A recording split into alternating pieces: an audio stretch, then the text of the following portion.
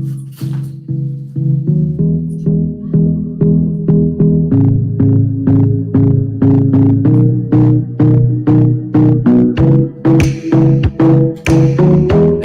hello and welcome to the Spideydude Experience, another episode 14. Thank you for watching and listening to the Spideydude Experience. Of course, before we get started, we want to give a shout out to our Patreon page. Patreon.com/Spideydude Network. We want to also give a shout out to our Patreon subscriber, Venkman. Thank you so much for your support. And if you want to see what all the fuss is about, head over to patreon.com for more information. Be sure to check out our episodes of our other shows, such as Amazing Spider-Man Classics, Clone Saga Chronicles, Spectacular Radio, and Make Mine Payday. The episodes are up. We recorded one on Friday and this past Monday of Make Mine Payday, so check those out. And we covered A-Next and the next 6 issues of Spider-Girl. So we're getting back on track with that particular show. And check out more information. We'll post it on our social medias as it gets a little closer. But we want you guys to be part of the fan panel if you'd like to talk more about A-Next. So let your voice be heard. We have voicemails for Clone Saga Chronicles and Spectacular Radio, but we'd love to hear from you, our friend, our loyal listeners. That phone number is 818-925-6631. That's the way you can do the voicemail. We'll play those voicemails live here on the show. There's another different way you can get with us. You can email us at SpideyDudeRadioNetwork@gmail.com. Just be sure to tell us if you're going to leave a voicemail, where you're calling from, what show you're calling about. We'll play it live on that respective program. Also, be sure to leave us a review on your favorite podcatcher. We're going to do our best to read it on the show in a future episode. So if you have questions, concerns, things like that, just be sure to let us know. Okay, for those listening to the audio version, please use references to visual aids or our live comments as these shows are live streamed on our YouTube page.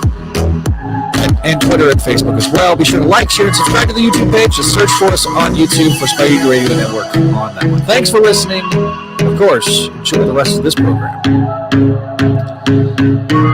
Thanks again for our Patreon subscriber, Venkman. I'm Zach, joining your friendly neighborhood webmaster and executive producer of the aforementioned shows. In this episode, we are going to be a little lighter than we have in other episodes because officially with this episode, we are caught up. Yes, that's right. We are caught up, and we're going to be covering issue 58 of Amazing Spider-Man. We've got a few news topics to cover before we get it started, but I want to introduce my cast of characters. He is Neil Brand Ech. It's me. That's it. The host of the Neil Bogenrieder Variety Hour. The Bogenrieder Variety Hour, excuse me. You can find that on Twitch. Right, and on YouTube, we export our recordings raw to YouTube, and we're planning on getting them in audio format soon. So yeah, really excited. Also, if you didn't hear, I think it was last episode or maybe the episode before last, we are rebooting ASM Classics, so that's coming. That's something that's going to be happening. So excited about that. We got Bogenrieder Variety Hour, a satellite show of the Spideydude Radio Network, and we'll be advertising it on our various platforms. So, next up, we got Adam. Yeah, it's kind of exciting. We're all caught up. It's been quite a ride.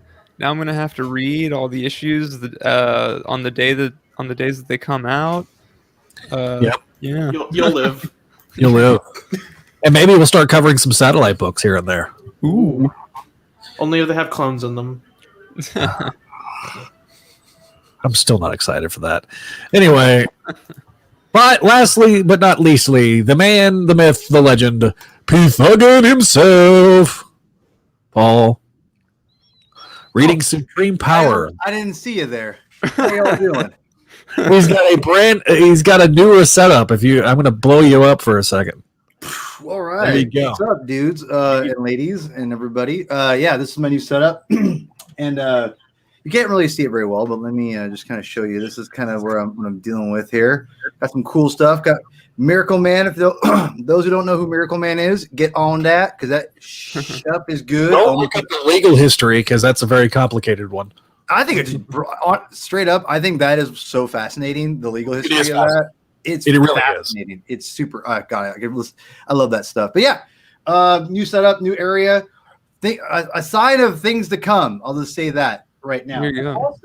Also, got this in the mail the other day. Nice. Now I have been. And I was just telling you guys before the show, I am not someone who buys a lot of trades for Spider-Man just because I own a ton of the floppies. I've got a bunch of like omnibuses and things like that. I don't have them up there yet, but I probably will at some point. But anyway, I realized one of my favorite all-time runs was Jerry Conway's original Amazing Run. That's legendary. Yeah. And I realized I don't have that like in a collection. Mm-hmm. I have like the first the first Stan Lee and Ditko and then the John Romita omnibuses. And then when Thomas takes over, I'm like, it's not my favorite. It's only for a couple issues though. It's word. But when Conway takes over, oh yeah, so good. And it's some of my favorite Spider-Man ever, like straight up. And so I realized this just got back into print apparently. So I guess it was out of print. So I went and picked this up immediately. So yeah, this is it's gorgeous. These epic trades are just they are. And by the way, Zach, I just want you to, I don't know if you can see, if you blow it up. I'm not sure if you can see. Do you know what all this is? I believe that is the Clone Saga trade, sir. That is all of the Clone Saga trades. That's not only just the Clone Saga epics. We've got the Ben Reilly epic, also the original Clone Saga trade as well, which I recently just all found out that they're all out of print and they're going for a lot online.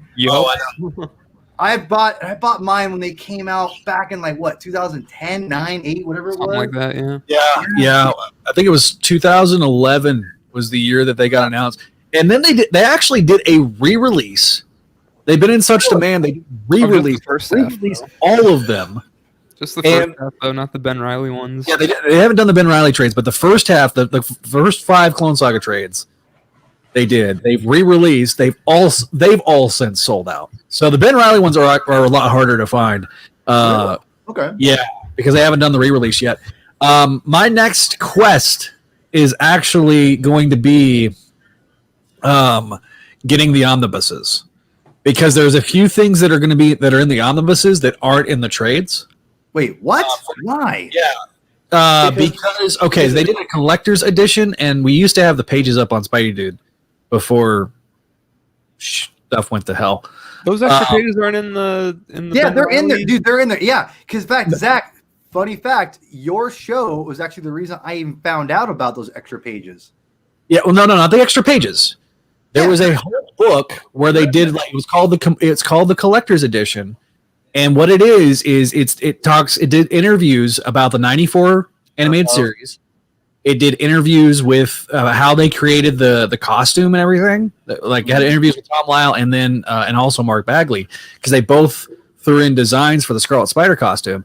Ultimately, Tom Lyle's design won, and so they kind of go through all the concept art of that, and then they kind of talk about the first 3 or 4 months of the Clone Saga. It's in the omnibuses, but it's not in the trades. Oh, okay.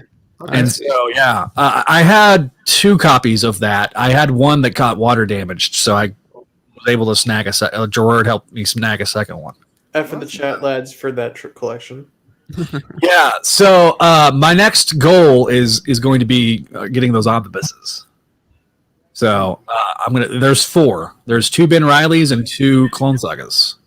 So I'm gonna get those.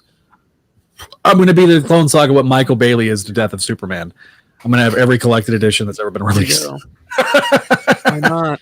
There's not that many though either. So I mean, no, it's only the 12, because I consider the original Clone Saga trade I do want to get because I do have the Revelations trade. Venkman actually sent that to me for Christmas. Aww. I think it was not this past Christmas, but the previous Christmas. And Venkman says, okay, I'm trying to see if he can identify all the trades on Ball's shelf. He has all the Spider-Man epic collections to date, and they're fantastic. Neil in a blanket. So, but there is.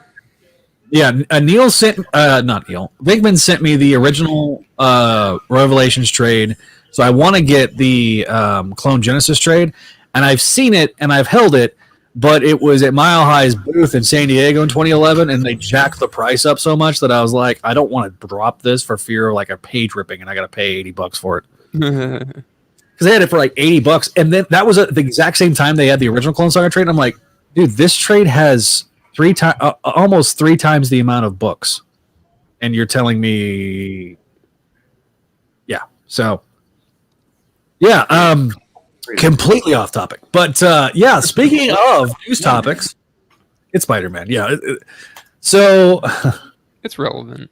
Here, I've talked about this one before on another podcast, so someone else gets to talk about it.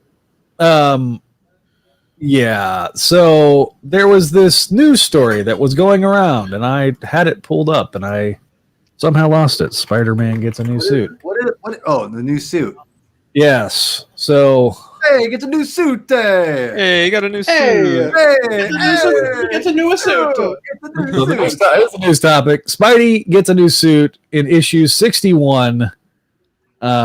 We have a couple of variant covers that were released. It wasn't 69. The march to 69 begins. I'm Also, gonna hang on. stop it. Stop it. Stop it. Oh man. So, apparently, Pat Gleason's going to be doing those 2 issues. Yep. It's interesting because April solicitations came out, and they're not in the April books. Yeah, I think it's just gonna be a temporary look. I don't even think it's gonna be. You know what? I said on a different show. I'm gonna say it on here too. I don't think it's Peter in the costume. I think it's Boomerang LARPing as Spider-Man. Ooh. Yeah. So this was from Marvel.com. This was released on December 29th, the day after my birthday. But we're kind of playing catch up, mainly because we knew that we would get to this point where we're caught up because we're covering this issue today, issue number 58, today's issue. So that there is spoilers for those that have not read the issue yet. But yeah, okay, I'm gonna go around. Adam, what do you think of this new costume? I mean, I've said it to you guys privately. I don't hate it. I don't love it. I personally, I've seen people say like, "Oh, it's over designed." I actually thought it would be way, when there's the idea that there's going to be a new suit. It's like, I guess the fear a lot of people have is that it's going to be over designed. I don't really think it's over designed. I think they,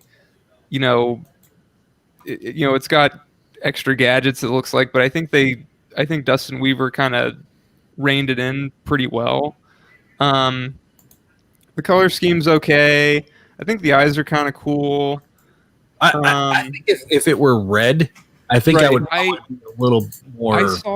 I saw someone do an edit where like all the gray and white was red and the blue was blue. A really dark red and a really dark blue. And I actually thought that looked kind of cool. He looked more like a robot, but I don't know. I thought it was interesting, and maybe people would respond to it a little better if it looked like that. But I mean, I don't know.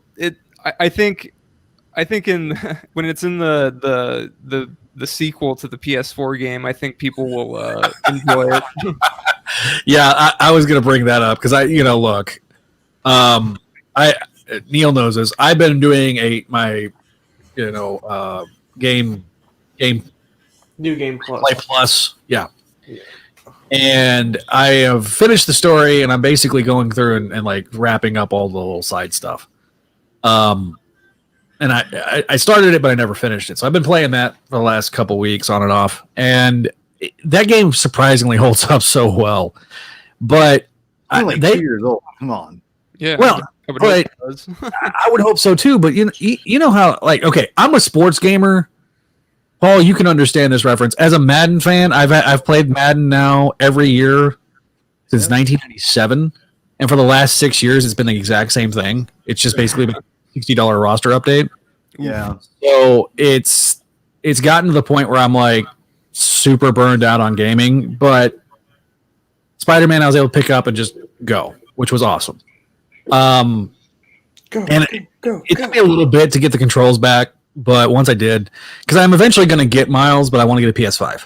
Like, if I'm going to do Miles, I'm going to do it, like, right, so to speak.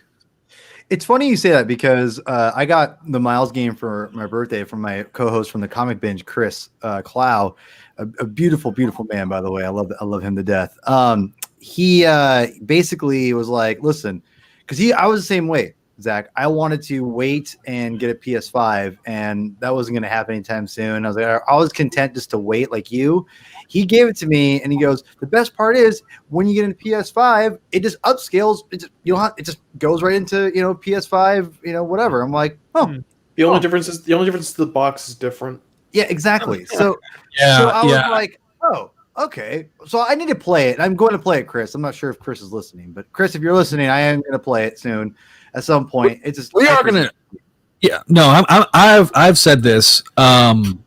I'm gonna go ahead, and I forgot about that until you said it. Because somebody else said it to me. I was like, oh, so if I buy the Miles Morales game for PS4, I can get it for PS5, and then buy the remastered separately. And now I'm not gonna lie, I really don't like. No. It doesn't remaster. It's a whole. It upscale. It automatically goes into PS5 version. Yeah, I know, but okay. I was talking about the remastered version when they recast Peter Parker. Because I just when they got the new face scan, and I've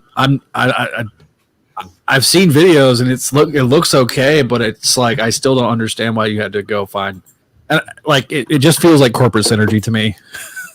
I know that's not what Brian HR said. It basically was like breaking their system on the new PS5, so they had to do it. But whatever. I mean, it sucks, but I'm sure that's a mix of both. Like they needed to, but they also saw an opportunity to line up with the movies. So yeah, I don't know. Yeah, I kind of think that was also it too. Which you know what, I don't like it, but I understand it. You know what I mean? Exactly. Yeah, exactly. Yeah. So Flo, you bring up a point. It is ugly. It's not the prettiest suit in the world, but real quick, I want to make a point that I'm going to reserve my final judgment until Gleason draws it. Sure. Because Dustin Weaver's only doing the concept art. He designed the suit, but he's only doing the covers. Yeah. But I'm going to wait until the interiors. I want to wait until I read the story because there's obviously a reason, but clearly it's not going to be, or at least not right now, going to be used beyond these two issues. So at least the covers lie. Yeah. All right. So I'm going to switch gears for a second because I haven't done this yet, and y'all know how I am about Marvel Legends. Wait. Hold on a second. I didn't even talk about the suit. Oh, my bad, Paul. My bad. I'll talk about Let me go back. I'm sorry. Okay, Here we go. Okay. All right. Back to the suit. All right. Wow. I'm just chopped liver today. No, here's the deal with the suit. I love new costumes. I live for this stuff, man. I do. And Spider-Man's always one of those tricky heroes, which is ironic because the PS4 game has like zillions of alternate costumes. But granted, those aren't always, Peter Parker's costumes. But I digress. That being said, I remember getting back into comics in 2004 and 5-ish, and right when Civil War happened, I had no idea Spider-Man was getting a new suit. And then I heard he was, and went, no way, that's crazy. I can't wait for that to happen. And I was pleasantly surprised at the new costume of the Iron Spider suit. I actually really liked it then. And I like the fact that he wore it for a while. I thought they did a great job with that back in the day. And obviously the Black Spider-Man costume is something I grew up on, and I have an affinity for that thing like crazy. So new costumes are always kind of a big deal for me with Spider-Man. I will say that I think, me, I'm not a Dan Slott apologist, but he kind of not ruined, but he kind of made that new costume like fun a little bit stale because of all the different suits that he wore during Big Time. And then you have the Superior Spider-Man suit, which I actually really liked the Superior Spider-Man suit. I thought that was pretty cool, within context. And so, okay, question: which one do you like? The first iteration that Ed McGuinness did, or the second iteration that was designed by Ramos? For the Iron Spider? For Superior. Spirit. I thought Stegman did the Superior suit. Stegman drew the first appearance of the Superior suit, but it was actually designed by Ed McGuinness. It was Kim and Coley. Was it? Was it? Oh. I think it was. I thought it was Kim and Coley. when I do my deep dive in Superior Spider-Man, I'm going to do all that research. Which I'm going to do too, by the way. I'm excited to go back into it. Let me look it up. If I remember correctly, because doesn't his lenses get different later on? Yeah, I honestly, I like the first one better just for thematics, like because it's kind of like there's something wrong with Spider-Man, and the suit kind of shows that. I think. Yeah, if I remember correctly, I think I like the initial, because he becomes more like Spider-Man in the end, right? Yeah. Like his costume. Yeah. If I remember correctly, I like the weird bulgy eyes that he had. It just looked different. I like that. Okay, so I have the Ramos Marvel Legend, but that's one that I like. They didn't do the only one that we got of the original Superior Spider-Man suit, like the one from, starting with I think it was Superior or Spider-Man Team Up #1 or Superior Spider-Man Team Up #1 on up until like issue 9, whenever they did when Ramos redid the suit. I liked that suit a lot, and they did a Marvel Select. But Hasbro never did a Marvel Legend for it. So the only Superior one that they actually did was the later one, the one that looks a lot like a mixture between Ben Reilly and Alex Ross's design. I have that one too. Yeah.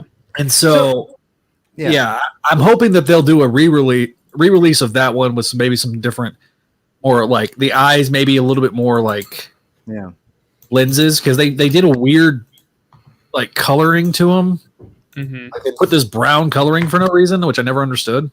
This costume to me, this feels like Big Time a little bit, which is kind of a bummer. And I didn't know what to think of it at first. It just kind of, but it definitely grew on me. And I hate to say it, I hope it's not just a flash in the pan. I hope it kind of lasts more than just 2 issues. And I hope that the solicits are just whatever. It's just a random picture of Bagley Spider-Man, and he'll be in the new suit. I hope it's not just a gimmick for 2 issues, because that'll be really disappointing. And just like because even the Big Time suits, they never did that. They never said like Spider-Man gets a brand new costume, and they just said, they kind of just made it more like, it made it seem like it was a short-term thing in Big Time and during that whole slot run.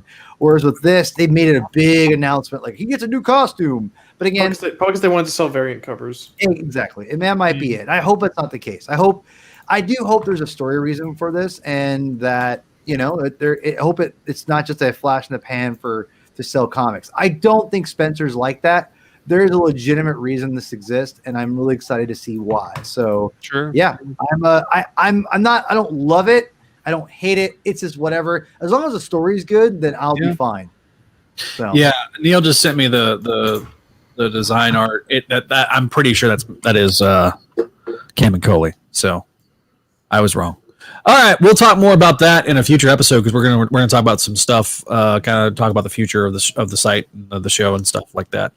So go through the comments real quick. I want to answer that one about Peter's new job. Okay, so if I was still buying the books, I'd be a lot more annoyed. That's what Vakeman said, but he's ambivalent. And then what does SoFlo Entertainment says, what does everyone think of Peter's new job is going to be? I don't know. I think it's going to be a podcaster for Threats and Menaces. Ooh, yeah, because we haven't had... Because remember, Nora came to Peter at the end of issue 40. Yeah, and said, "Hey, you might like this." Yeah, so I'm down for that. I look forward to that and see what happens. They're probably, because Spencer probably wants to bring that more into the story too, so that would make sense for So okay, am I allowed to move on, Paul, to the next topic? He's like, "No, you can't. We're stuck on this one forever." All right. So, Marvel Legends in 2021. For those that don't know me, I am a huge Marvel Legends fan.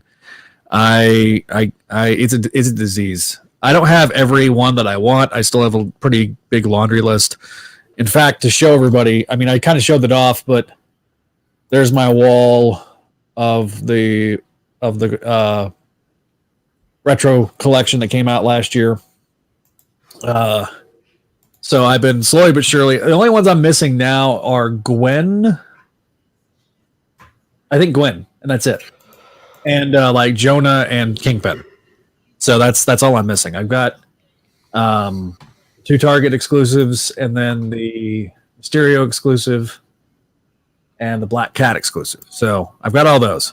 So there's some more coming, of course. The train never stops when it comes to Marvel Legends. And so, according to Marvel Toy News, here's the latest ones. Into the Spider-Verse. They've got 4 characters that are based off Into the Spider-Verse. Peter B. Parker, Miles Morales, Spider-Gwen, and then Marvel's Prowler. Marvel's Prowler, a partially new design.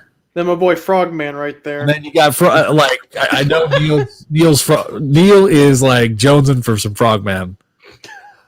I think Paul is.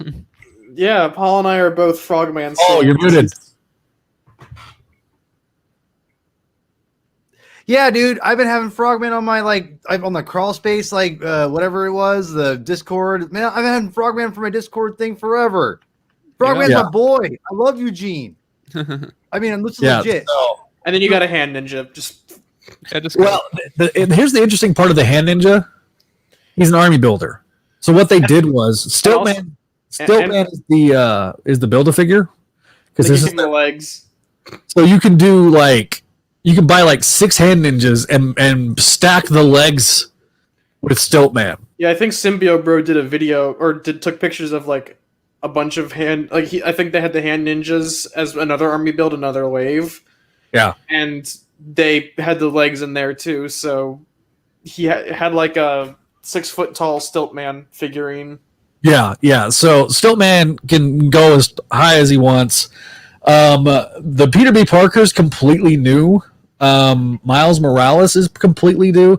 Spider-Gwen, from the head up is new, but the body is almost the exact, and maybe the chest area is also probably slightly been altered. But they've done 3 Spider-Gwens. The original one that they did back in 2016, and then they did a re-release with a 2-pack with Miles. So that's a lot of that. You come with Spider-Ham. Spider-Ham's not very articulated. But yeah, Frogman's in there, the hand ninja, which I'm down for. I'm down for some hand ninjas. Fun fact, Zach, my Frogman is shipping now. Nice. So these should be hitting stores fairly soon, if they haven't already. These are going to be coming. They were on pre-order at the end of last year, and now they're starting to trickle out. And I can tell that is the retro wave is starting to be discounted. So, okay, next up, let's talk about Miss Angelica Jinx herself, Firestar. This is going to be a online and what they call fan channel exclusive. So you can get this Entertainment Earth or Big Bad Toy Store or Dorkside Toys or places like GameStop, Think Geek. You'll be able to find her. But what I love is that they actually got the background from the Amazing Friends. And the same stills, I think, from the animation stills. Yeah. They also got Miss Lion. So she's got a more classic head of Miss Angelica Jinx, and then they've got more of a kind of a comic booky head with the waving hair. Mm-hmm. Couple of fire effects. So if you happen to get the Bobby Drake Iceman and the classic Spider-Man from which I saw today, I was looking on eBay. They're trying to sell that thing for $60. What crap. The retro Spider-Man. And I was like, man. Which I've only ever seen one in the wild. The one that I got that's loose, I bought the Wave. I pre-ordered the Wave and bought the Wave, and then I happened to see that one in the wild at a Target. But that was it. I've seen Gwen, I've seen Electro, I've seen Green Goblin. The Peter Parker, never saw in the wild. Mysterio I found in the wild at GameStop, and I probably overpaid for him, but it is what it is. But yeah, no, he's been really notoriously hard to find. My hand just stopped Marvel Legends of the Red Ghost and his stupid apes. Yeah, that would be it. I'm assuming once we get a little closer to February and the virtual New York Toy Fair occurs, we will probably get some more reveals. But I'm really also excited for this Nova that's going to be coming out. It's a Walgreens exclusive. It is the classic Nova. Nice. They're also going to be doing re-releasing Silver Surfer, but it's the fallen one, Silver Surfer. So he's got like Mjolnir, and he's slightly more like darker silver. And then they also are doing, I think this is a Amazon exclusive, but it's like a dusty Daredevil. So they did Daredevil and Negasonic Teenage Warhead from the second movie. You mean Deadpool? Deadpool and Negasonic. What did I say? You said Daredevil. Oh, Deadpool. Oof. All right. ADD. Yeah. You said Dusty Daredevil. No, Dusty Deadpool is what it's supposed to be. So this is a Amazon exclusive, and then MODOK is a deluxe figure that they don't even have like the. This is the packaging. It's just like a box. So MODOK is available for those that wanted a MODOK figure. So yeah, well, and then they also announced, and this is just the concept art, the classic Ultron. And well, yeah. So By the way, I'm actually.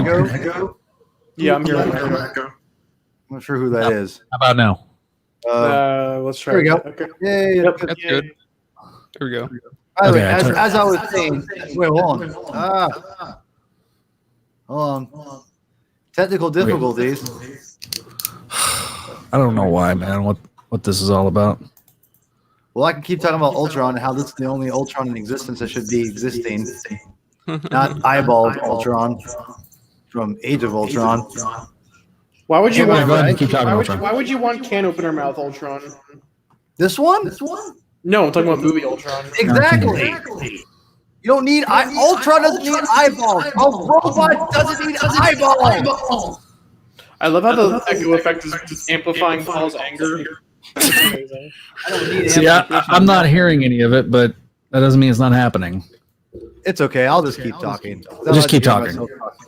No, but anyway, I just really quickly, are you guys all anti-Age of Ultron people like myself?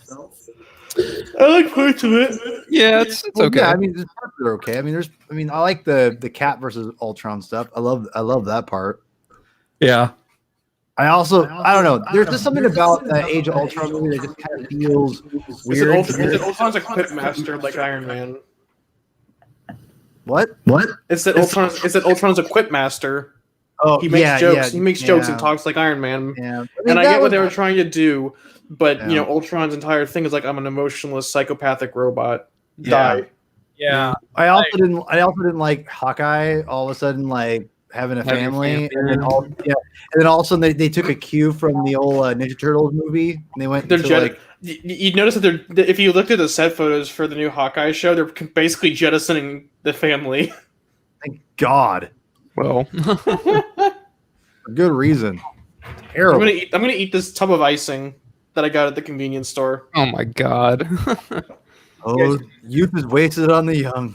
Yeah. Yep. Tell me about it. Oh man. All right, I think it sounds good now, Zach. Yeah, the echo's gone. Okay, cool. That's all. I've lowered my mic. I'm just making sure that it's not. Yeah, it sounds good. We sound great. Yeah, we're good. Now we're on a crotch shot on an action figure. Who's this? Oh yeah, that's Oh, Nova. Nova! Nova's Hell cool. yeah! Human Rocket, baby. Oh, give me that You know, Nova. we could actually get an entire new Warriors lineup, like a classic new Warriors lineup. Ooh, yeah. Yep. Oh. Thrasher. I don't have Rage. I never picked him up, and all you really need is Justice. Mhm. Or Marvel Boy. So And I think Ultra Girl maybe. yeah, but I mean, like I say, they've done a Night Thrasher, and he Wait, looks. Speedball? They haven't done Speedball yet. Yeah, Mm. I mean, they probably have a penance figure out there that you can. Ooh, Yeah. Pence, yeah. For those of you who like Gage's Avengers of the Initiative. I liked Avengers Initiative. No, I did. I'm just saying, That's where Pennant's shown. No, he was in Thunderbolts. Oh yeah, I keep forgetting that Mighty Avengers, Dark Avengers, Young Avengers, or Avengers That was all Initiative, and yeah, it was precursors. So they yeah, were all 'cause running together. So yeah, because Ellis's Thunderbolts is actually pretty good. Like that's a pretty damn good comics in my opinion. Delgado and Ellis, that's a lethal combo. 2008 was the year of Ellis. Or are you talking about Bendis Dark Avengers? No, I'm talking about more in Ellis's because Delgado was on Ellis's his run. Yeah, Because he's the one. That's what he started doing. That was the era of Ellis.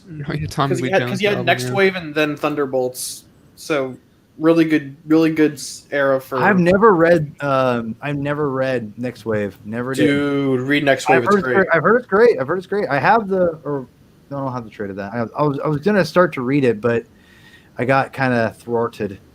But yeah, I need to read it. Okay, so if you join our Discord, which I will. I have not done it. So to answer, sorry, Marina, not yet.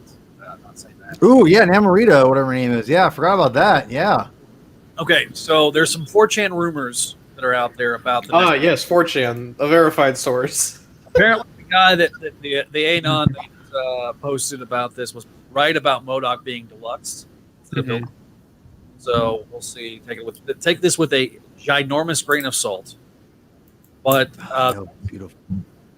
the next Build-A-Figure wave will be Stegron. Mighty Tail. Here's the wave: Armored Spider-Man, the classic '90s armor. That would be Web cool. 100. Yeah. Mephisto, Oh, that's Okay. human-sized Sandman, because Sandman was a Build-A-Figure with the big giant arms. Okay. Silvermane on a cyborg body. Okay. I remember they did one with the race card. They need to give him back the RC part one. All right. That was with E Demon when they need to do an overdrive. No. One of them. Shut up. Robed form. Who? Chameleon. Oh, okay. Oh, okay. That'd be kind of cool. The one I'm excited about, if this is true, Black Tarantula. Yes! Yes! You're a Black Tarantula fan too, Holmes? Spider-Girl fan. Hell yeah. Hobgoblin in the animated colors. Build-A-Figure will be Stegron with some reused parts from Dragon Man. They're going to possibly do a deluxe lizard with the same Build-A-Figure body, but a new head, and then in the animated series colors, which I'm super excited about. Dude. Rhino's being planned at some point, possibly with some other TAS colored characters. So, being a deluxe Rhino. So those are like the two Build-A-Figures that I don't have. So I've got parts of both, but I don't have them like completed. I had Rhino and I sold him, and I'm still crying over it. Then, just for fun, retro Fantastic Four wave. Reed Richards, the same as Walgreens. The Walgreens exclusive, but in his classic suit. Johnny, redheaded body, transparent arms and legs. Sue with classic swappable transparent arms and force field effect. Ben, nearly the same as the previous two, but a normal head with a smiling head. Mole Man using the Doc Ock Frogman buck, which makes sense. Wizard, Molecule Man.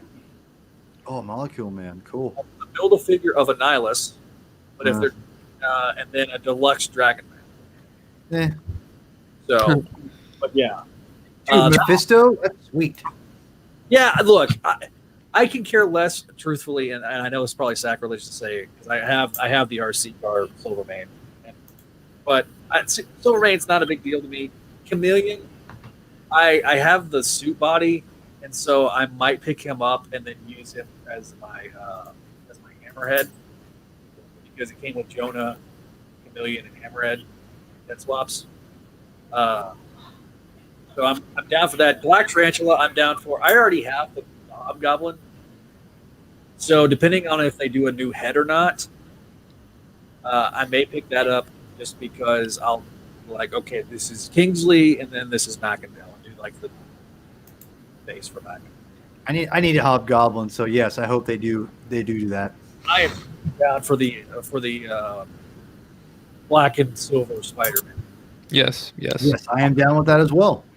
So like Sandman, I can do without. Like of that wave, if that is true, Sandman I can do without because I've got the Build-A-Figure. But Get Chameleon out of here. I think the robe is kind of cool though. yeah, Yeah. like, The Ditko robe is cool. the Ditko robe is kind of cool. I mean, it very much is Chameleon.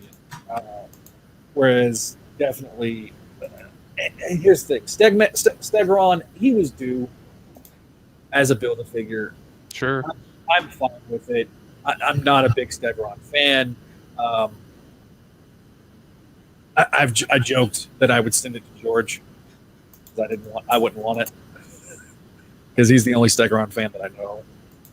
I am super down for the Deluxe Lizard, and if they do Rhino, I'm really all in on those. I'll pay the extra $10 for Lizard just because, like, of Spidey's classic villain, I don't have. Right now, I don't have Kingpin yet. I'm going to get Kingpin. I don't have Kingpin yet. So eventually there'll be reviews up on Spideydude when these new figures come out. I'll probably do a 2020 figure roundup.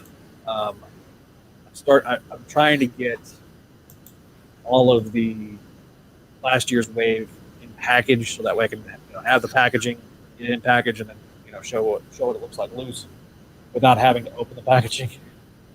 So, I'm down for all these announcements. Again, probably we'll talk more next month with Toy Fair when that happens.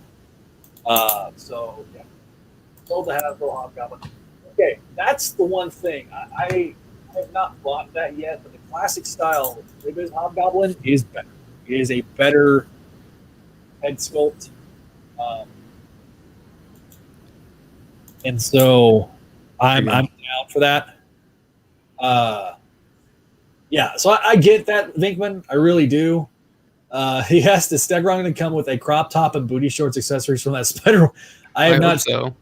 Oh. Have you not read the Spider-Woman issue? When I stopped having to read some of those books, I stopped reading. Like, I'm pretty much reading Miles, Venom, and Spider-Man, and that's it. I'm excited to read. I'm going to catch up on. I'm going to catch up on Spider-Woman soon. I really liked what I read. I actually liked the new costume. I thought it was cool. I still think it's cool. That's just me, though. Oh, by the way, Neil, I read the first 5 issues or 6 issues of Guardians of the Galaxy. It was good stuff, yeah? I really enjoyed it. I mean, I figured I would because it's Al Ewing, but, Listen, the other thing I will say, if you have not read it yet, go read. It's on Marvel Unlimited right now, issue 23 of Daredevil. There's a Spidey guest appearance. Chip Zdarsky wrote it. Solid issue. Really good issue. His guest appearances in Daredevil have been god tier. Yeah. In my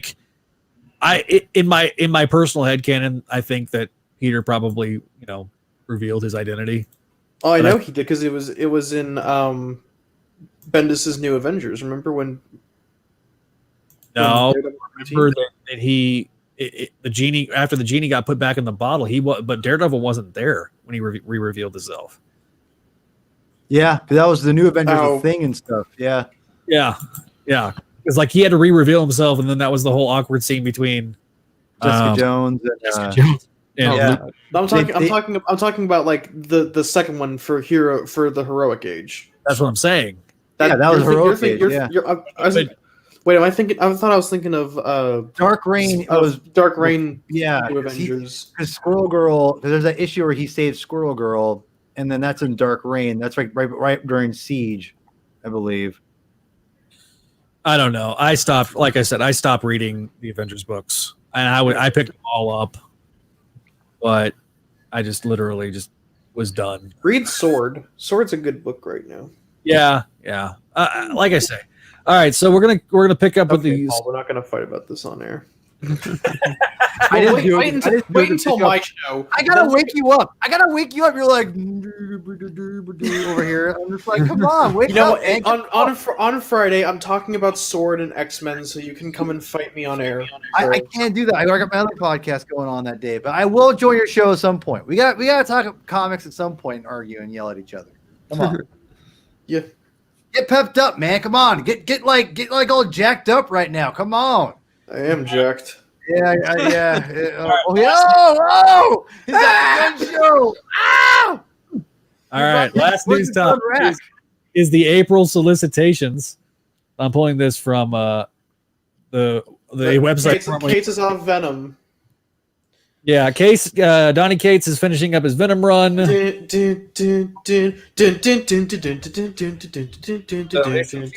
final chapter of the book of Venom by Donnie Cates and Ryan Stegman. This is it, Venomaniacs. That's cool. Moving on anyway. Venom $10. Moving on. Talk about the ASM one, so then Neil can be all happy. Yeah. Then I can be smug. All right. Wow. So Okay. Well, you predict things 3 months in advance, and you tell me you're not going to be smug. I will. I do it all the time. It's called being a comic book fan. Come on. it's true. I mean, to be honest, like that one, I didn't even think about it, but that was a good call, Neil. I'm not gonna lie, that was a good call. All right. God, I hate. All right. So Spider-Man Shadow's a new thing that's coming out. I think this is supposed to be like their revitalization of the What If line. Yeah, Yeah. it is. Yeah. So if it's as good as Life Story, I'm in. It looks great. Pascal Ferry's art. Yeah. So, all right. Amazing Spider-Man 63, Nick Spencer, Federico Venantini, covered by Mark Bagley. It says, we all know the romantic story of R and J, star-crossed lovers, deep-seated family enmity, tragic ending. Wait, who are Romeo and Juliet? We're talking about Randy and Janice. Yep. Peter Parker's roommate, which is misspelled, and the Beetle have been dating, and that information finally gets out to their fathers. The Tombstone Robbie Robinson beef has been brewing since 1988, and it's back big time.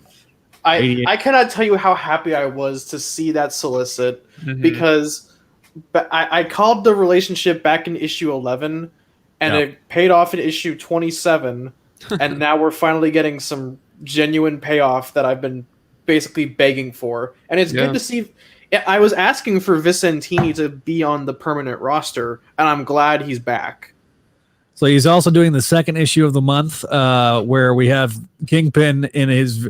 If you have not picked up the Kingpin figure from Marvel Legends, the re-release, I think is like the oversized, like that guy right there. Look at that. Look at that beautiful figure. Anyway, sorry, ADD kicked in. Mark Bagley. I love Bagley doing the covers. By the way, it just makes my heart happy. Yeah. Also, Gog is back. Oh, thank God. Thank God. Yay, Gog. All boomers assemble. So I'm looking forward to this story. Yeah. Clone Saga again. Tombstone and Robbie are at each other's throats, and much of Spider-Man's life is collateral damage. Does this have anything to do with Mayor Kingpin's moves of late? The short answer is yes. So, real quick, do we want to discuss the cover? Do we want to discuss the cover change to number 60? While we're here. Yeah. Oh, okay. yeah. So let me pull that up while we kind of are talking about it, because we the solicitation for issue 60 was kind of, it was suspicious. There was a lot of empty space. people were kind of like, this looks very not volume 1, Volume 5. 2021. All right. So all I'm doing. Okay, so here is what they solicited, and I just. All right. This is what they solicited back in like December, I think, or November. Yeah, this was back in November, and it's really super basic. Just Spidey with Mary Jane and a heart.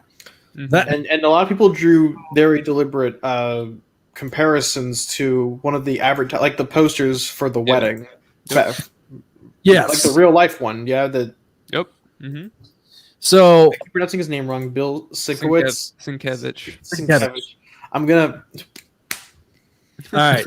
Listen, it took me a long time to get that one down too. So, all right, I'm gonna blow myself up because, I can. So I've got the. Yeah.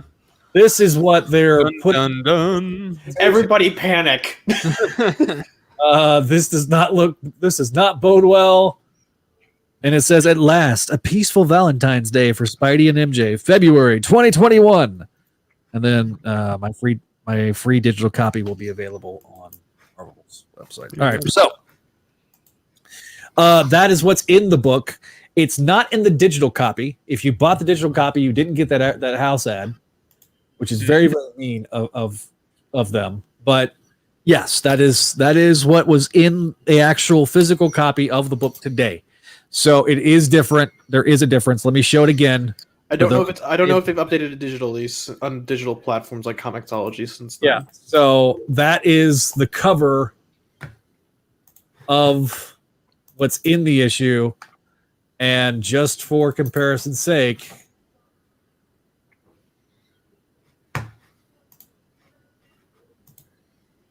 there's the. I love how like the instinctual reaction of the entire Spider-Man fan base was, "Oh God, everybody panic!" I'm not gonna panic because I think if something there's a story there, we kind of knew just judging from Last Remains what was like that was there. So yeah. All right, are we ready to rock and roll? Anybody got any thoughts on the April slits? Yes, I do wonder how Harry What's in the Box Osborn is going to fit into the following arcs now that he's stuck in a box. What's in the box? Harry's in the box. Yeah. So, okay. Skeletons in the closet. Skeletons are in the closet. Gog, the biggest Gog that ever gogged. The goggest Gog that ever gogged. And Vinkman, if you join our Spideydude Discord, I will put the link up. He's in Spideydude Discord. I know he's on the Discord, guys, but if you want to join the Discord, I will put the link up. Oh, I thought you were talking to him. So, all right. Let's move on to the main event of the book of the episode, issue 58 of The Amazing Spider-Man, and it keeps going away. All right, so there we go. The art team here saddened me. It's not okay. my favorite artist. So We'll talk about that. Amazing Spider-Man, written by Nick Spencer. Maricelo Fiera is the penciler. He has returned. So from last issue, obviously, we had Mr. Negative show up at the doorstep of the feast, the revitalized Feast Center. And so, yeah, that's a thing now. That's happening. So we're picking up where that left off. All right, so Peter Parker is, kind of in the dark. He's fighting. He's punching. We're getting these flashbacks to Kindred, and he's like he's taking all these sins. He's carrying all this weight of everything that happened, and I love how angry he is. When he's fighting demons, he goes, "I said, come on." Yeah, like come on. Then I said, come on, and so the demons start to attack. This very much kind of like artwork, feels very, very reminiscent of Steve McKibben whenever they did the first arc of Brand New Day. So we cut back to earlier in the day where May is trying to nurse Martin Lee back to health, and Martin's kind of explaining to May what's happened and how things happened. He actually showed up to the Sin Eater's place and was shot in the chest. His sins were removed. He was, he felt this sense of relief, and for the first time, he had nothing and loved it. He was panhandling with a smile on his face. But then those sins returned, and he could feel the demon coming back inside of him. So he went to the Feast Project Center, and that's where he's at. So Martin is worried that that he's now set a trap for himself. That Martin, the demons are going to come after him. So the demons are now surrounding it like it is the PS4 game. Cut to the brownstone of one Harold and Liz Osborn. So Peter is catching up with Liz, and he's asking some kind of pointed questions, and then Peter in off-panel land or in between the panels recaps exactly what happens. Of course, he leaves the parts out about Spider-Man getting killed by Kindred over and over again, but this very much causes Liz to be in a massive amount of distress. She has massive canines. Judas Priest. Yeah, so she is very much just sobbing uncontrollably when Normie walks in. And, they do the parental thing of trying to lie to your kids to cover up what's going on. But poor Normie, he's like, I'm not a little kid anymore. I've been turned into a Carnage symbiote, for God's sake. So he then goes to the I was given oatmeal raisin cookies. And he was going to kill Aunt May. Yeah. Yep. Over oatmeal raisin because all he wanted was chocolate chips. So needless to say, he goes to the hall closet, clicks some buttons on it. We don't know exactly what the buttons were, but then he reveals the Goblin Glider and Goblin Bombs, which causes Liz to just break down and sob. When all of a sudden there's a knock on the door, but who could it be? Stormin' Norman himself. So Norman is like, "Oh, you told her," and so she is pissed off. Even Normie is pissed off. Like he's like, it's covered in shadows. It's terrifying. Yeah. And I'll say this, like the look on Norman's face is like a look of distraught. Like he knows he's been such a jackass, especially to them. Like Liz, you go back and look at like those issues of Spectacular back in the 90s. He was particularly cruel to Liz. So Norman's like, can we talk outside privately? Peter then throws him up against the wall. He's freaking angry, just super angry. And Norman's like, look, I understand. I'm doing my best to honor your wishes, but this couldn't wait. It involves someone you love. And he's like, Peter's like basically saying he's done helping Harry, but and Norman kind of calls him out and said, if you're really done helping Harry, why did you show up here? So, so then he talks about the fact that he's working for Wilson Fisk, and he was overhearing of some sort of attack featuring organized crime. It's downtown shelter, the Feast Center. Isn't that ran by May? So Peter freaks out, yells at Liz, I'll be back as soon as I can. Peter then takes off in the Spider-Man outfit, goes across town. So he did a Power Rangers transformation. Exactly. He went he went Spider-Man, Tyrannosaurus. Listen, I got to meet the White Power Ranger over the break, and it was awesome. Jason David Frake was awesome. So back at the Feast Center is starting to be attacked. The sins are starting to linger into the walls, but it cannot enter a holy place. For some reason, the Feast Center is a church now. But his vessels can enter in, so the emissaries of the demon are going through and starting to trash the place. And May's being May. She's determined to not let this bring her down. But get to the utility room, they open the door, and Martin Lee is Neil. Yeah, it's me. I am an Asian man who moonlights as a crime lord. So Martin Lee is getting ready to fight when all of a sudden Peter shows up, and he basically tells them, stay here, So Peter's going to start fighting the demons, and that's where we get to basically shortly before we got to the first issue. So we just kind of jump again with the sliding time scale. Dude gets stabbed in the chest, still survives. And Peter goes, I almost forgot how hard you guys are to hurt. Normally that would be a problem, but right now, the week I'm having, fellas, that's just what I need. And he's feeling loose. I think now we know where Norman's sins went. Yep. So we then cut to probably and perhaps one of the most biggest world building scenes of the entire arc, because we have not known what happened with Kindred and Fisk until now. So we're finally getting the answers. So this is actually a really deep cut to Bendis's Daredevil. I think either that or it's post Superior number 14. Yeah. So Kingpin had went to the catacombs of Paris. He paid some guys very handsomely to escort him in. They paid with their lives. When he's literally, he was broke. Fisk was broken. He was in exile. He's on his knees begging him. And then you smiled upon me and you smiled and said, "No," with a big old grin on his face. And that pissed Kingpin off. I told you I would hear out your offer, but do not test my patience. You invited chaos in my city and begged me to look the other way. Tell me what Mr. Negative offers in return. So one of Mr. Negative's emissaries basically says, because my master knows,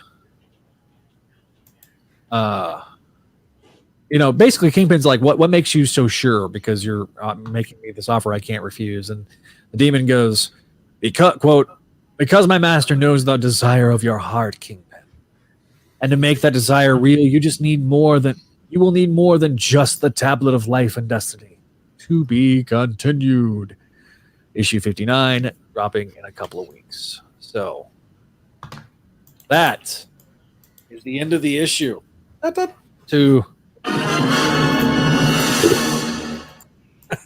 how the issue ends. Sorry. It's okay, Zach. I still love you. All right. So is it, or is it? That's the question. All right. Go around the room. I'm going to start with Paul. Yeah. First of all, I gotta say for the artist, I know Neil, you kind of were complaining off the bat. And sorry. No. Here's the thing. I actually don't disagree with you completely. One thing about, and I don't know people's names very well. I'm really bad with names. I will say, I think he draws better people. I love his Spider-Man. Like straight up, I think he draws a great Spider-Man. I think all the characters aren't human characters or aren't wearing like their regular or have the regular faces going. They look great. But when he draws, the inner demons look good. Yeah, the inner demons look good. Spider-Man looks great. I think Kindred looks good. But anyone with a normal regular face, he's got like action figure syndrome, is what I would say. Like basically, anyone that has like all those Star Wars Black Series figures, like anyone who looks like doesn't have a helmet or whatever, always looks weird to me. And a lot of toys have this problem. And the thing is, the regular people's faces, he just doesn't draw very well. But a Spider-Man, like the first page of or digital page 5 on this is fantastic. It's a great picture of Spider-Man. And also the one thing about art, it's more than just how pretty the pictures look. It's the story they tell. And I gotta tell you, he's a solid storyteller, and that is totally worth it for me. I'll take I'll take this over someone who draws really great, but they can't tell a story worth a damn.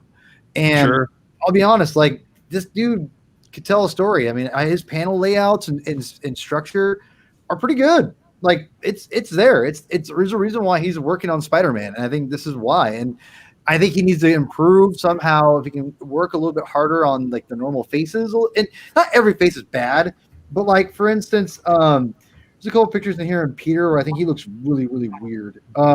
Like the pages when they're in Harry's brownstone, they look really, really weird. Yeah, agreed. So digital page 11, like the basically the fourth panel to the left there, he looks terrible. Like that is a horrible picture of Peter, right there. You know what that reminds me of? I actually like that. I don't know. It looks like Mike. Steve's gross. It looks like Mike Hawthorne. I think it's a little better than that. Yeah. It really does feel like Steve's gross there. Like a little bit. I can see where you're coming from, Zach. Also, especially like in the mouth area. In digital page 16, the second panel and 16 there on the right, Peter looks really, really, really weird. And so, That one where he's just Why are his eyebrows so massive? Exactly. So Because anyway, and so Peter's like having a stroke and his eyebrows are expanding. So in short, here's the deal. I think I love the Inner Demon stuff. I really like this issue. I have no problems with this issue. Again, some of the art's not my favorite, but his Spider-Man is pretty good, to be honest. His actual Spider-Man. And I love the fact Nick Spencer is taking us on a journey for Peter emotionally that we have not really seen before in a long time, where you get to see like a little, I hate seeing the darker version of Peter. That's kind of what we're getting here. And I like it. I like the fact that these things are taking a toll on Peter, and he's having to deal with it in a way that we haven't really seen in a long time. To be honest, and I'm trying to think, like, when was the last time he dealt with something like this, with not including a death like Aunt May or something like that? That's kind of whatever. But like, when did we see Peter kind of just a little bit a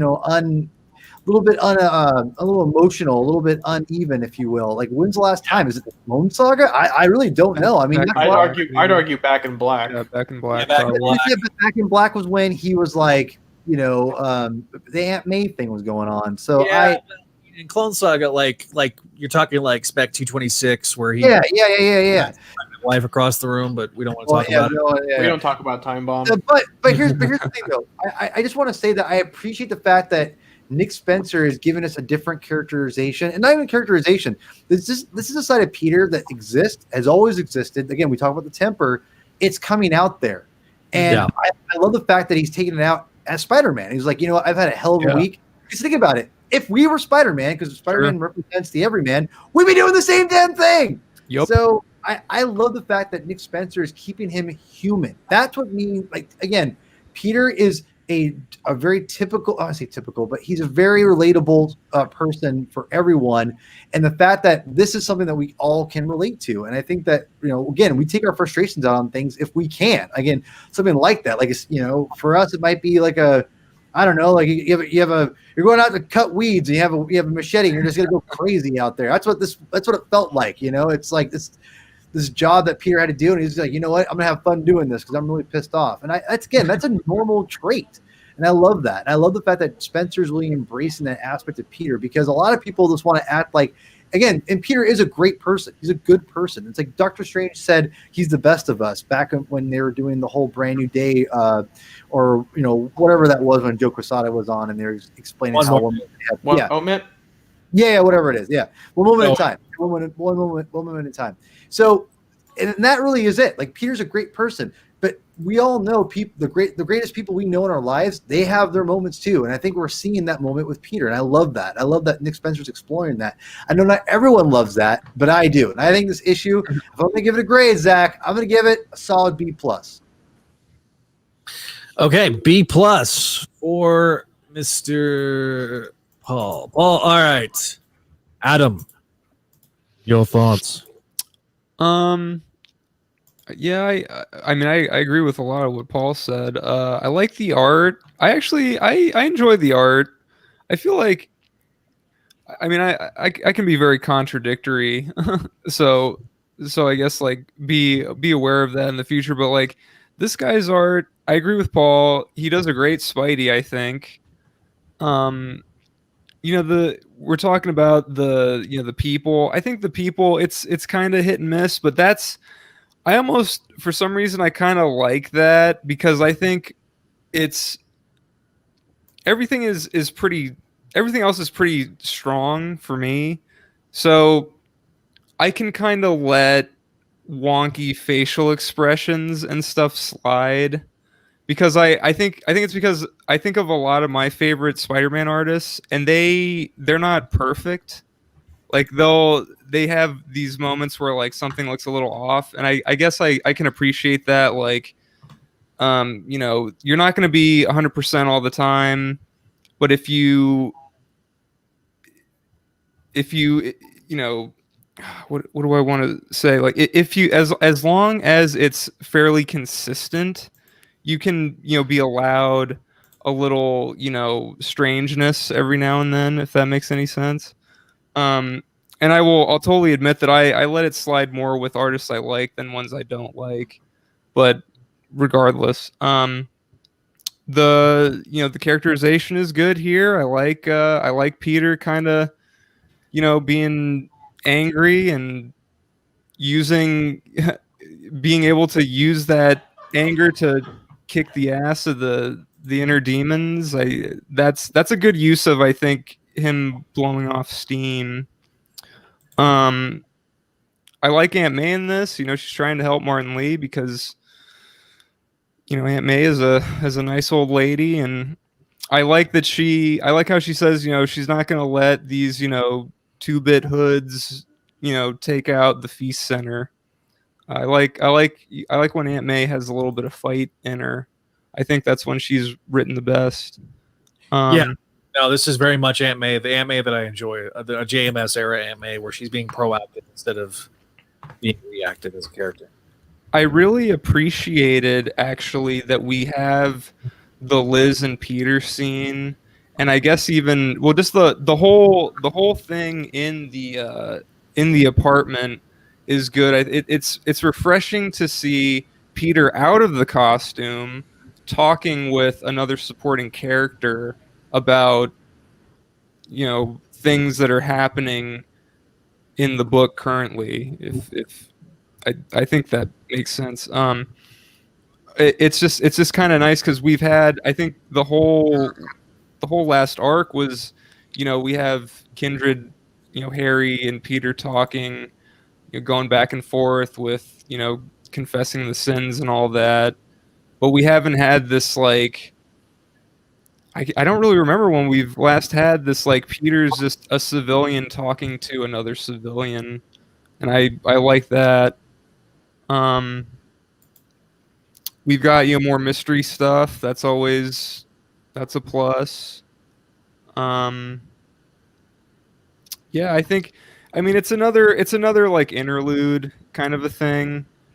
We got a little 2-issue arc here. To see what's going on with Mr. Negative, and I think it's not like spectacular, but it's solid, and it's nice. I'd give it probably a solid B. Okay. Yeah. Just a B. All right, grade B. All right, Neil. What's your grade? I'm gonna give it a B. I can maybe be talking to giving it a B plus if I can forgive the art. I don't know. It feels like we haven't really gotten a whole lot done. Like how like you've gotten a lot done, but it doesn't feel like it. Yes. That's how I kind of feel with this arc right now, or with the post-mortem of Last Remains. Sure. Because we've basically been sitting on all these different things, and it's good that we're getting like a resolution to a bunch of the other plot points, like Aunt May. We're finally doing something with Aunt May because she hasn't been in this book since issue 29. Mm-hmm. So it's good that she's doing something, and it's good to see Mr. Negative back. Like Paul said, it's good to see him again. I don't know. It just feels like it needs to step up the pace a bit more, especially after Last Remains, which kind of ground to a halt at issue 53. I don't think it ever quite regained the steam. And it's not this. And I know I sound like I'm being really negative to this book, and I don't mean to sound like I am, but it's just like a feeling. My point is that Adam and Paul have kind of covered everything I really wanted to. So yeah, I'll give it a B plus or solid B. I don't know. Somewhere in there, teetering. It's teetering on the edge. Yeah, just give me the push, baby. What I think, like Neil's right. Like I mean I get what Neil's saying. Like, yeah, it does seem like, I guess because we're so, it seems like we're all so invested in this Kindred thing that like we really want like some solid answers. And we keep getting more questions, like a lot of people have been saying, and that's all well and good, but there is kind of like it almost feels like in some ways it can kind of feel like we're going like a step forward and then 2 steps back, but it's a difficult, there's a difficult balance happening, I think. Yeah, I don't know, but but again, like the book is, I think the book's solid for the most part. Like, Absolutely. Yeah. I do think that I'm just being a meanie to the book. Meanie Bomini. You said it, not me. I learned it from you, Dad. Sure. It has been over and over his head, Zach. He was like, "What is that?" I understood that reference. I understood that reference. But I don't know. I mean, Okay, there's an old public service announcement where I know what the joke is. Just He the way he said it. reads Reddit. He's seen it. He's seen it before. I watch stocks. Oh, God. oh no, Oh, he opened it up. The can of worms have been opened. GameStop short sales. But I don't know. It might just be I want to get to the good stuff. Like I want to get back to Gleason. I want to get back to the Peter MJ stuff. But it's good that we're taking the time to follow up on Liz and Harry and Normie who have been avoided in this run like the plague. yeah. Maybe intentionally. I don't But know. hold on. It brings up a great point. Zach, I'm sorry. Should I wait till you get your thoughts out? Sure. Oh, wait. You go ahead. You go. Go. All right. So yeah, go ahead and finish, Neil. Oh, sorry, Neil. Sorry. But it's good that we're getting some of the other plot points followed up on and not just sticking with Kindred, because I've been making a point like I want to move on from just Kindred, and I feel like I'm being a chooser when I should be a beggar. But Yeah, I get it. Kindred's dominated this last quarter of he dominated the last quarter of the year, and now he's dominating. He's still behind the scenes dominating the first quarter of this year, and I'm like you. I'm kind of ready for the build to 60, and then we'll see what happens from there. Okay, I'm gonna give my grade B+. This is a good issue, not a great issue. Solid, really good. Look, the fact that we're getting Liz being acknowledged is a good thing because we got the tease during Last Remains, and that Liz was there. So this was built a couple of issues back. The fact that Peter's coming to Liz and saying, "Look, is Harry trying to understand why Harry is doing what he's doing?" And by extension, we're learning along with Peter. So it's that that double-edged sword of we're learning along with Peter, and we need to, we need answers as storytellers. oh, real quick, I'm sorry, I wanted to bring it up, I forgot that the revelations we get in this issue are small, but they have very big implications. Yes, there's the reveal. There's the confirmation, I guess, that the past 10 years have been like a ruse for Harry. That he's just been lying in the shadows waiting. We find out where Kindred met Kingpin. That's a huge revelation. Yeah, because we've been sitting on that for since issue 7, and then up to interpretation. But the sins look like they can be held off by either a holy site, but that might just be Martin Lee being delusional. But there's also the capacity for a fragmented personality to be holding them off. So for all we know, they could already be back in Norman because the Green Goblin is a separate personality of sorts. Right, yeah. But Martin Lee shows that he can hold off the sins from taking over and show Mr. Negative from taking over. It almost tries to prove that with acceptance and forgiveness, you can move on. See, and this is why I wanted to wait for this after Zach was talking about the whole Harry Osborn thing. So I'll wait. Let me finish my point with that. I like seeing Martin because he's been kind of one of those that's been like a loose end. Obviously, he's become much more popular with the game. He's an interesting concept, interesting villain, and also I feel there is a parallelism that's going on by putting this arc in January of 2021 is very reminiscent of having the Mr. Negative arc be the first arc post One More Day in January 2008. Ooh. So that's when that debut issue came out was issue 545. Well, it's 558. 540 or 546, 47, and 48. So The fact that we're getting this with legacy number 859, almost 110 issues later, we're having, this kind of cycle back.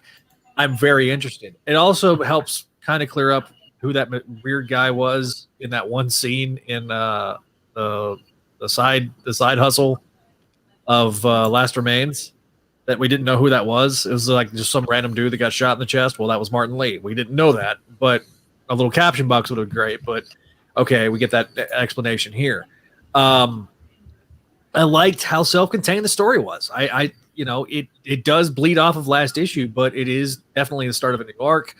I like that Aunt May's, we're actually doing something with Aunt May, that we're seeing other parts of Peter's world. That's very helpful for me as a reader, because I'm like, okay, we've been really, really focused on this Kindred stuff, and it feels like we're starting to get out of it, and we're getting answers. So that's been something that I'm really, really looking forward to. Obviously, everything's building towards these next couple of issues with the 59 and 60. So we'll see.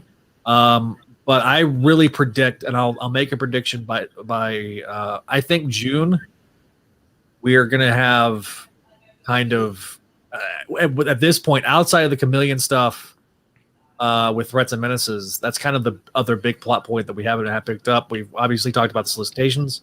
So and I think if my prediction is right, we're gonna have Threats and Menaces followed up on. Yeah, so I don't know if we're starting to wrap the run up, or if we're just wrapping up this part of the run and we're getting new stuff. So I am ready for the Man in the Box to be, sort of resolved. It feels like we're on pause and we're spinning our wheels a little bit. So back to Paul, your point.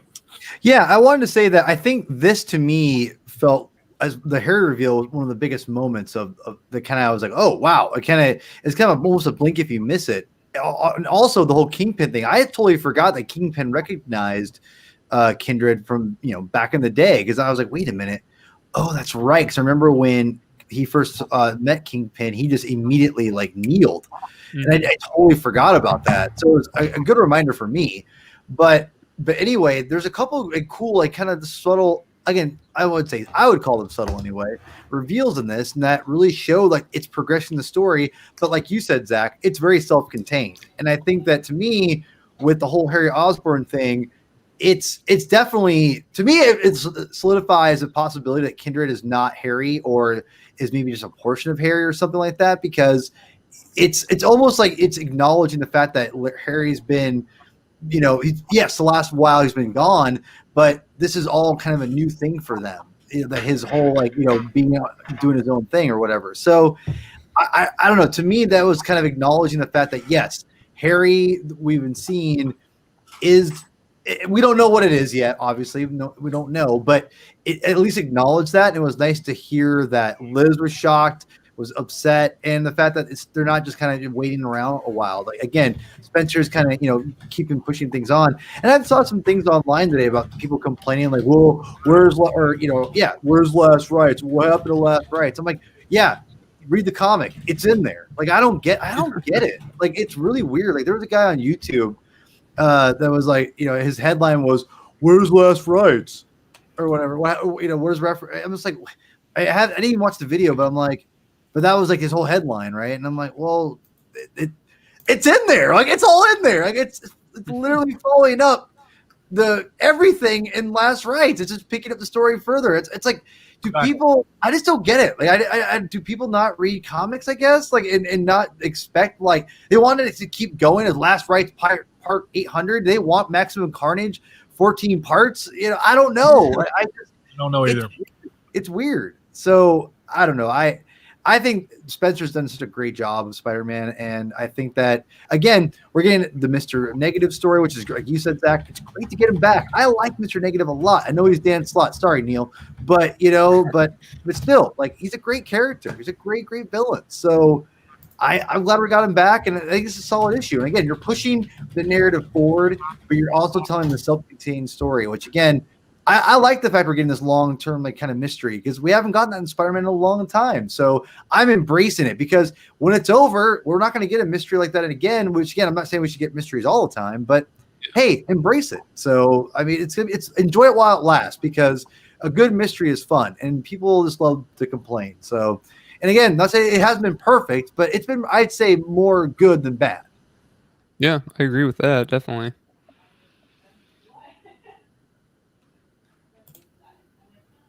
Yeah. Ooh-ah. Sorry. Ah. No, I was on mute. All good. Oh, So- one last thing. I remembered this from reading Web of Venom: The Good Son.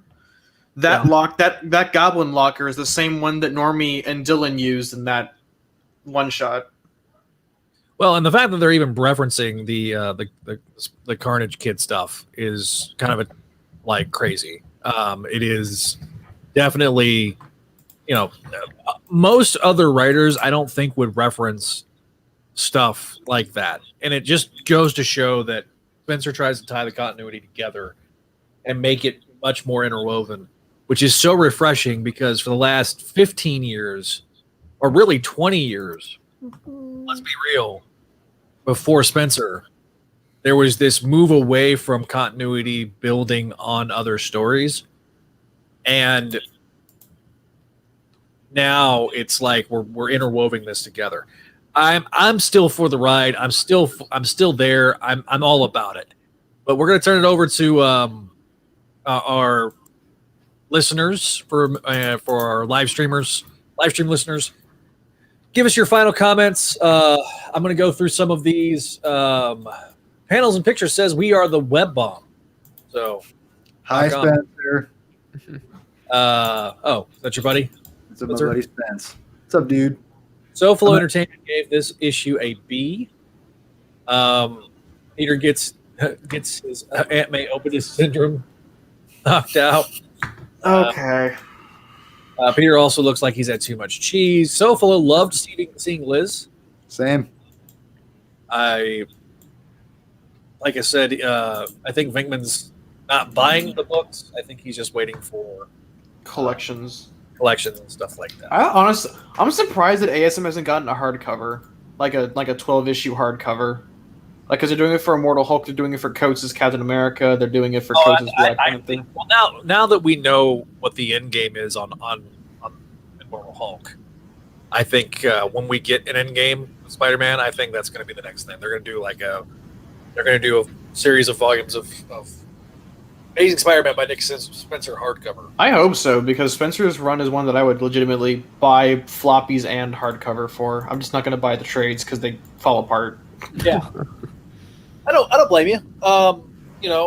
This has definitely been a really good run. I feel like, and we're gonna eventually. So we'll kind of talk about the future. Now that we're caught up, what's the future look like? Episodes like this, where we'll cover some news stories and some news topics that are relevant to Spider-Man. I won't get too much into like MCU stuff because of certain somebody doing an MCU podcast. And he wants to avoid spoilers at all costs, which I understand. If there's big casting news, yeah, that's fine. We're gonna have to cover it. Yeah, that's fine. I do that anyway, so it's not matter. Yeah. So we'll do those things. We'll cover the casting news. I don't want to get into casting rumors. Look, do I think that there is some fire out there with potentially Tobey Maguire and Andrew Garfield coming back? As at least in cameo form, maybe. Sarah's back there just begging, please, because Tobey Maguire's like her Spider-Man. That's fine. And so, but if that happens, great. If it doesn't happen, I think people's expectations should be tempered. One, until we see a trailer, we need to pump the brakes.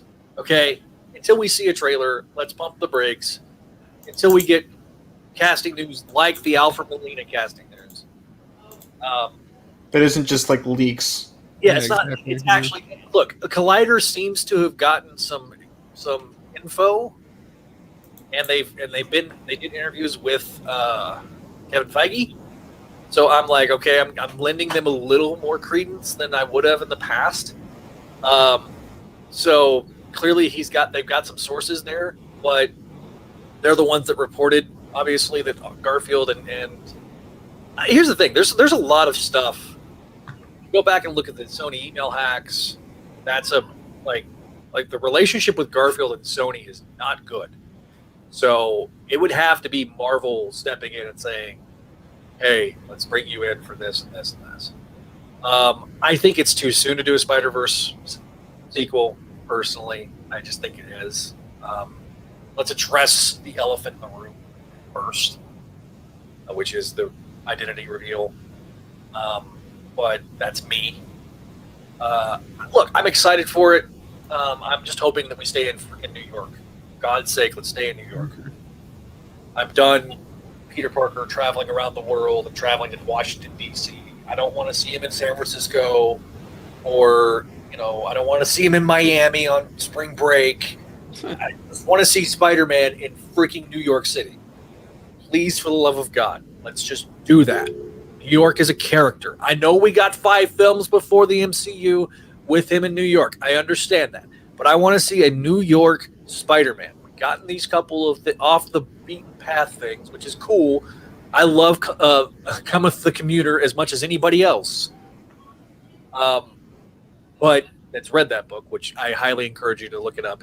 I think it's in the Roger Stern Omnibus. I think it is. Great issue. Look, or find it on Unlimited. But yeah, no, I'm down. I'm interested to see what happens next. We'll definitely be covering that. Stuff on the network. The pilot has been recorded for ASM Classics Season 2. So we'll have that. We're on that very soon. Spectacular Radio and Clone Saga Chronicles. We are wrapping those up. I'm going to start the development of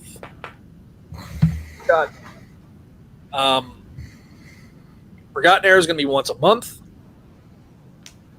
Probably streaming on this very channel.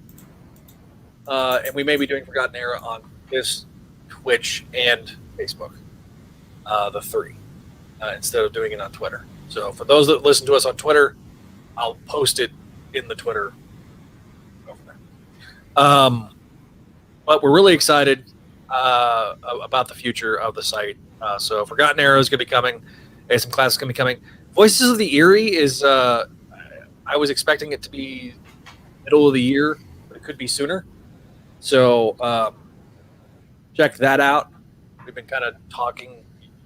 Greg's been kind of teasing things, and that's definitely going to be a show that's affiliated with the network, a lot like Neil's show, Bogenrieder Variety Hour. Neil, what's the topics for Bogenrieder Variety Hour?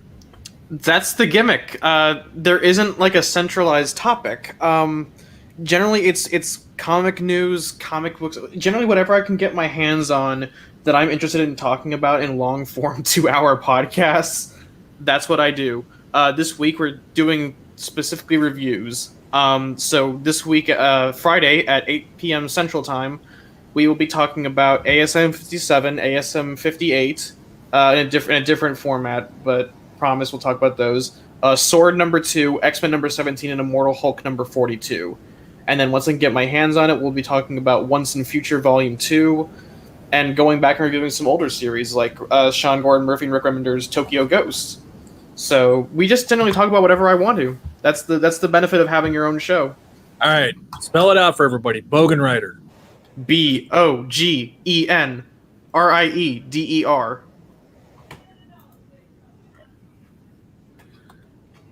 We do comics. Yeah. Variety Hour. Comic accessories. And there we go. Bogenrieder Variety Hour. Right there. So it'll be, as Venkman says, so it'll be Neil being Neil. Yes, that's the gimmick. Friday. And you said 8 p.m. Central? Yes. And it'll be on twitch.tv/Quilsniv. I can spell that for you. Yeah, because I always misspell Quilsniv. I'm putting in the Discord chat for you. I should have done this before we got started. So, or alternatively, just go to Twitch and search Quilsniv. I'm trying to make the banner, buddy. That's true. 8 p.m. Friday. And we do other content on Twitch besides the Bogenrieder Variety Hours. So if you're interested in Dungeons and Dragons or video games, that's where you go. And which put it in the private chat for me. Okay, hang on. I'm gonna pull up my link. So sorry.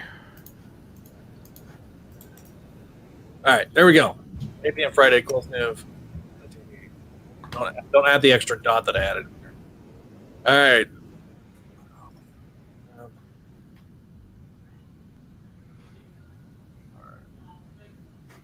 Up on the big screen.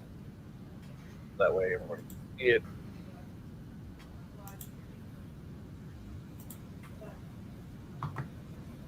Share screen.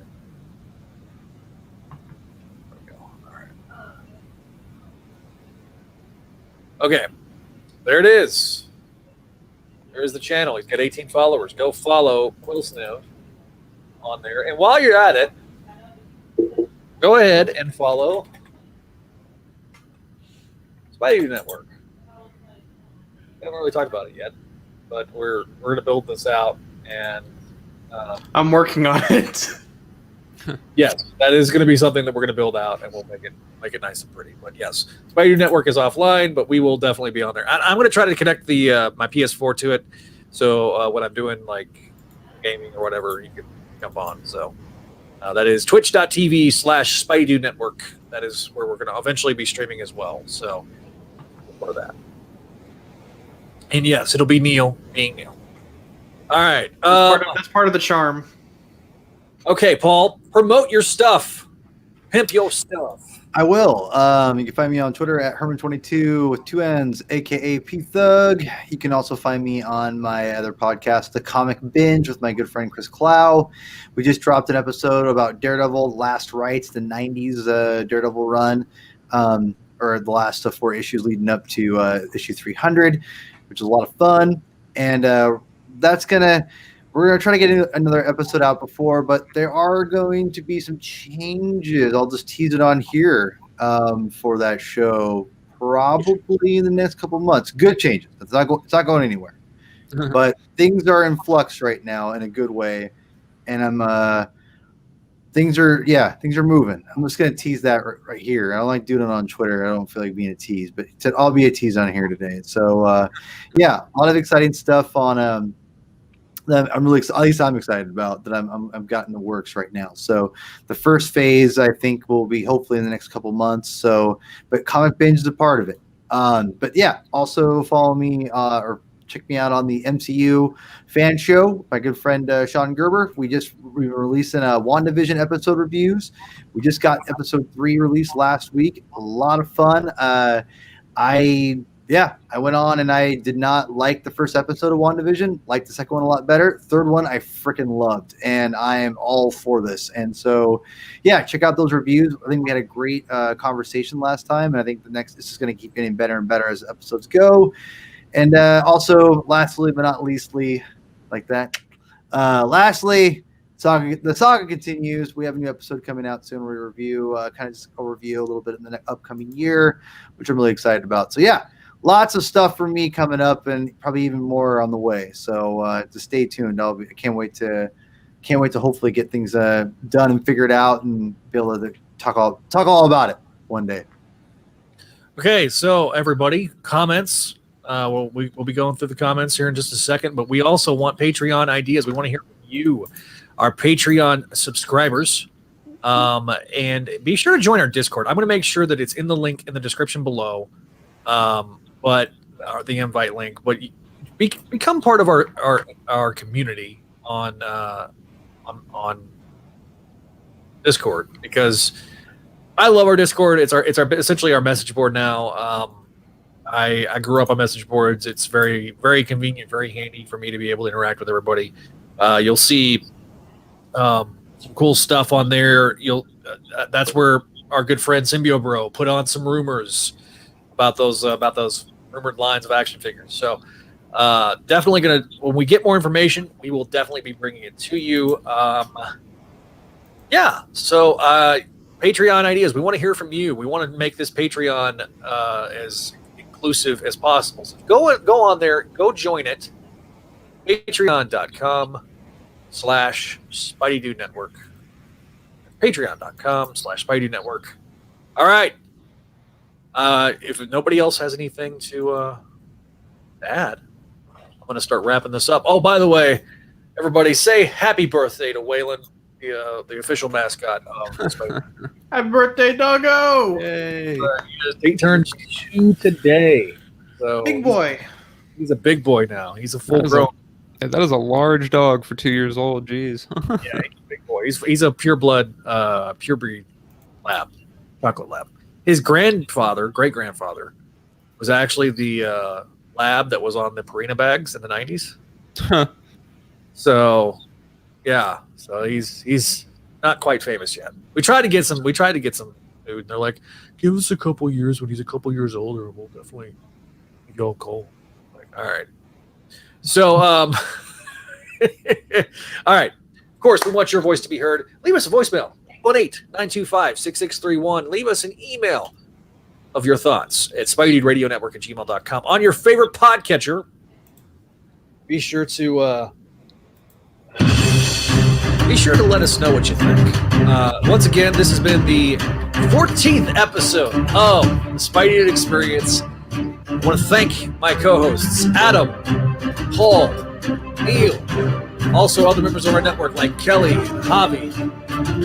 Thank you all so much. This has been a great beginning of 2021. It really has been an awesome experience so far, unintended.